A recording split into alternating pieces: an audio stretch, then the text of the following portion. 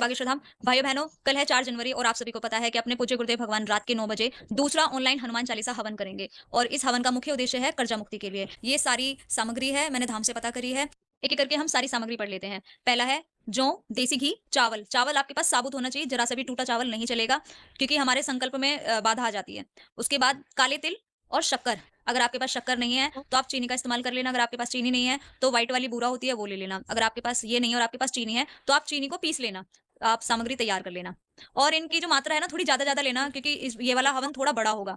अगला है 3 आटे के दीपक। आप आटा लेना और आप ना आटे से दीपक बना लेना छोटे-छोटे। और ये सबसे ज़्यादा इंपॉर्टेंट है ये और खड़ा नमक क्योंकि कर्जा मुक्ति के लिए इन दोनों का होना अत्यंत आवश्यक है। अगला है चंदन। चंदन आपके पास होना चाहिए तिलक करने के लिए। धूप बत्ती, फूल, फूल थोड़े ज़्यादा रखना आप। पान के पत्ते, आपके पास पान के पत्ते 2 या 3 होने ही चाहिए क्योंकि जब संकल्प लेते हैं तो पान के पत्तों की आवश्यकता होती है, गुरुदेव ने पिछली बार नहीं बताया था। कपूर, आपके पास कपूर थोड़ा-सा ज़्यादा होना चाहिए। सुपारी, कहीं-कहीं पे इसको सुपाड़ी भी बोलते हैं और ये आपके पास 3 ले लो, 3 से 4 ले लेना, अगर बच भी जाएगी तो अगले हवन में काम आ जाएगी। एक कलावा, कलावा अलग-अलग स्टेट में मोली भी बोलते हैं, हमारे यहाँ पे इसको कलावा कहते हैं। और हवन कुंडी, अगर आपके पास हवन कुंडी है तो बहुत अच्छा है, नहीं है तो मिट्टी के बर्तन टाइप का बना आता है, कुंडी टाइप की, आप उसका इस्तेमाल कर सकते हो। और हवन के लिए लकड़ियाँ, लकड़ी कौन-सी? आम की लकड़ी ले लेना। अगर आपके पास आम की लकड़ी अवेलेबल नहीं है तो पैकेट में आते हैं, ₹50 या ₹45 का पैकेट आता है लकड़ियों का, तो आप वो ले लेना। और अगर आपके पास लकड़ी नहीं है ना, तो सबसे बेस्ट है गाय के जो कंडे होते हैं ना, इस गाय के, उनको ले लेना, उपले। और जल, एक पात्र में आपके पास जल होना चाहिए लोटे के अंदर। लकड़ी का पीढ़ा, बहुत लोगों ने पूछा था लकड़ी का पीढ़ा क्या होता है? इसको ना स्टूल बोलते हैं इंग्लिश में। एक छोटा-सा होता है जैसे पटरी टाइप का रहता है, तो उसपे बेसिकली हम अपने भगवानों की फ़ोटो वगैरह रखते हैं, तो वो लकड़ी का पीढ़ा होना चाहिए। खड़ा नमक, सबसे ज़्यादा इंपॉर्टेंट है यहाँ पे। काफ़ी लोगों ने पूछा था ये खड़ा नमक क्या होता है? मैं आपको दिखा देती हूँ। देखो, ये होता है खड़ा नमक, ये रहा। ये इसके कुछ ना क्रिस्टल से बने होते हैं, आप देख रहे होंगे। ये है खड़ा नमक, आपको दिख रहा है?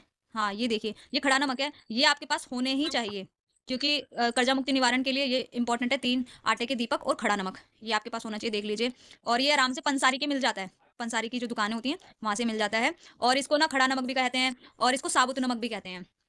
और अगर आपको समझ में ना आए ना, तो आप ये भी बोल सकते हो कि जो आइसक्रीम वाले भैया लोग लेते हैं ना, वो वाला नमक दे दो। और ये पहाड़ी नमक नहीं है, काफ़ी लोगों ने बोला था कि रॉक सॉल्ट है। रॉक सॉल्ट बेसिकली सेंधा नमक होता है, तो ये रॉक सॉल्ट नहीं है, इसे खड़ा नमक ही बोलना अपने हिंदी में। ये आराम से ऑफलाइन मिल जाएगा किसी भी पंसारी की दुकान पे, तो ये आप देख लो।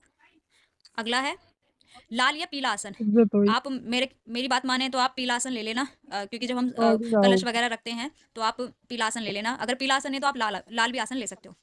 हाँ, अब है बागेश्वर बालाजी की तस्वीर, सन्यासी बाबा की तस्वीर, जैसा दादा गुरुजी की, अपने गुरुदेव भगवान की तस्वीर हो।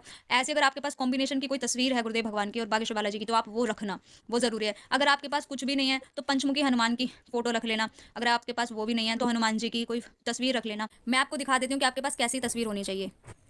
देखो आपके पास ना ये वाली अगर फोटो है ना गुरुदेव भगवान की और बागेश्वर बालाजी महाराज की, ये देखो सब हैं इसमें, दादा गुरुजी भी हैं, सन्यासी बाबा के हैं, बाबा जी भी हैं, बागेश्वर बालाजी भी हैं और अपने पूज्य गुरुदेव भगवान भी हैं। आपके पास अगर ये वाली फोटो है तो बहुत अच्छे हैं। ये वाली नहीं है तो अगर आपके पास सिंगल ये वाली फोटो है तो और भी अच्छी बात है, चल जाएगी ये भी। आपके पास फोटो होनी चाहिए। अगर आपके पास ये फोटो ही नहीं है तो आप किसी भी हनुमान जी की फोटो रख लेना।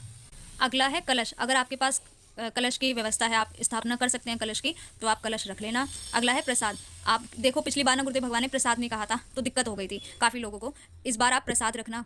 प्रसाद में आप मोतीचूर के लड्डू रख लेना या कोई भी आपका जो मन चाहे, जलेबी, कुछ भी जो प्रसाद आप रखना चाहते हो अपनी मर्जी से भगवान को भोग के लिए, आप वो प्रसाद रख लेना। अगर आप अपने हाथों से बनाना चाहते हो तो शुद्ध तरीके से वो प्रसाद बना हुआ होना चाहिए। आपकी रसोई इतनी पवित्र होनी चाहिए, पवित्रता से बना होना चाहिए वो प्रसाद। आप वो प्रसाद रखना। फल, अगर सामर्थ्यता है तो आप फल ज़रूर रखना, नहीं है तो कोई बात नहीं।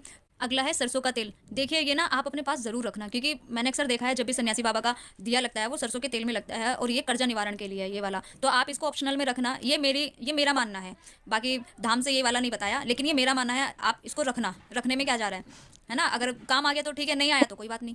दूसरा 25वां है दीपक। ये दीपक एक्स्ट्रा में रखना देसी घी के, क्योंकि जब हम दीप प्रज्वलित करते हैं तो 3 आटे के दीपक नहीं करेंगे, वो हमारे कर्जा निवारण के लिए है। ये आप अलग से रखना दीपक। नारियल, नारियल कौन सा लेना है आपको? पानी वाला नारियल लेना है, सूखा नारियल मत लेना।